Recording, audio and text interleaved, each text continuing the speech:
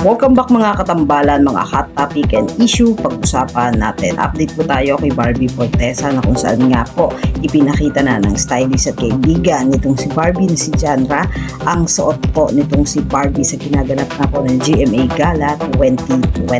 Makikita naman po kay Barbie na kulay pula at talaga namang iba ang datingan ng Barbie Fortesa. Talaga namang umapaw ang kulay red kay Barbie ngayong gabi.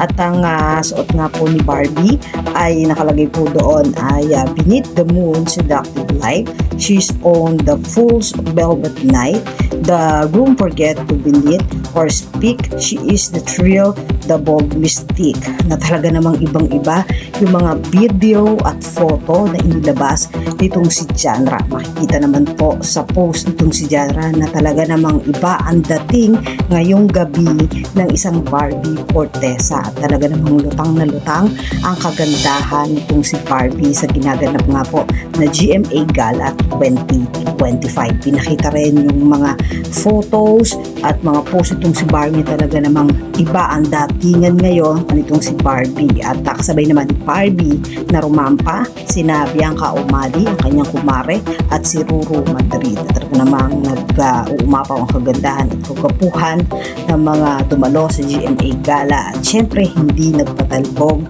si Barbie Fortesa. Yan po yung mga update natin ngayon kay Barbie. Kayo mga katambalan, ano ang masasabi nyo? Comment lang sa comment section, pag-usapan natin. Yan ang mga hot topic and issue dito lamang sa Tambalang Chiki.